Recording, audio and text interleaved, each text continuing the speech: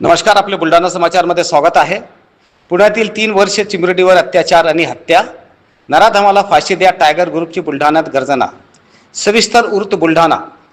माणुसकीला काळिमा फासणारी एक हृदयकारक घटना पुणे जिल्ह्यातील भोर तालुक्यातील नरसापूर येथे घडली आहे. केवळ 3 वर्षाच्या चिमुरडीवर अत्याचार करून तिची निर्घृण हत्या करण्यात आली. या घटनेचे पडसाद आता संपूर्ण महाराष्ट्रात उमटत असून दोषीला कठोर शासन व्हावे यासाठी जनशोक उसळला आहे. याच पार्श्वभूमीवर आज बुलढाणा येथे टायगर ग्रुप भारतच्या वतीने जिल्हाधिकारी यांना निवेदन देऊन आरोपीला फाशी शिक्षा देण्याची मागणी करण्यात आली आहे. पुण्यातील नरसापूर येथे भीमराव कांबळे या नराधमाने 3 वर्षाच्या चिमुरडीवर अत्याचार करून तिची हत्या केली. या घटनेने संपूर्ण महाराष्ट्र हादरला आहे. या प्रकरणातील आरोपीला तात्काळ कठोर शासन व्हावे या मागणीसाठी आज टायगर ग्रुपचे बुलढाणा जिल्हाध्यक्ष मनोज भाऊ पवार यांच्या नेतृत्वात नायब तहसीलदार विजय हिवाडे यांच्या मार्फत जिल्हाधिकाऱ्यांना निवेदन सादर करण्यात आले आहे.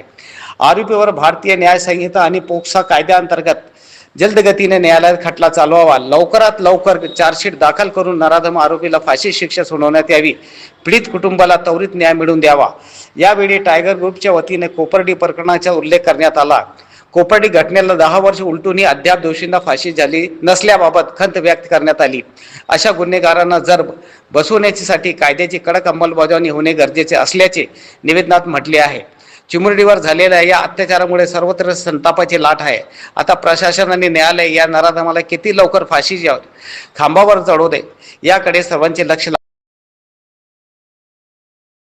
पुणे जिल्ह्यातील नरसापूर तालुक्यात झालेली ही घटना, एका 3 वर्षाच्या चिमुकलीवर झालेला रेप आणि तिची मृत्यू.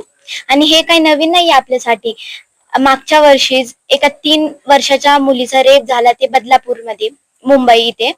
आणि रेप झाल्यावर सगळ्यात पहिले काय विचारतात, तिने काय घातलं होतं, कुठे गेली होती आणि किती वाजता. हे मॅटर नाही करत की काय घातली होती, किती वाजता. ती एक 3 वर्षाची मुलगी होती. तिला तर हे पण नाही माहित की दिवस काय रात्र काय, काय घालायचं काय नाही. आणि तिच्यासोबत असं केलं. आणि दर घंट्याला 4 रेप होतात. असंच एका दिवसात 18 ते 90 रेप होतात. आपल्याला दर महिन्याला, दर हफ्त्याला, दर दिवसाला, दर एका घंट्याला कळतं की या मुलीचा रेप झाला, या बाईचा रेप झाला. पण आपल्याला हे कधीच नाही कळत की ज्यांनी रेप केला त्याला काय सजा भेटली. तिला फाशीची शिक्षा झाली पाहिजे आणि त्याची मुकलीला न्याय मिळायला पाहिजे. नमस्कार, माझं नाव आहे श्रेयस मेश्राम. मी त्या दिवशी एक बातमी ऐकलेली, त्या लहान मुलीवर अत्याचार. माझ्याकडनं हेच निवेदन आहे की त्या व्यक्तीला फाशी भेटली पाहिजे. थँक्यू.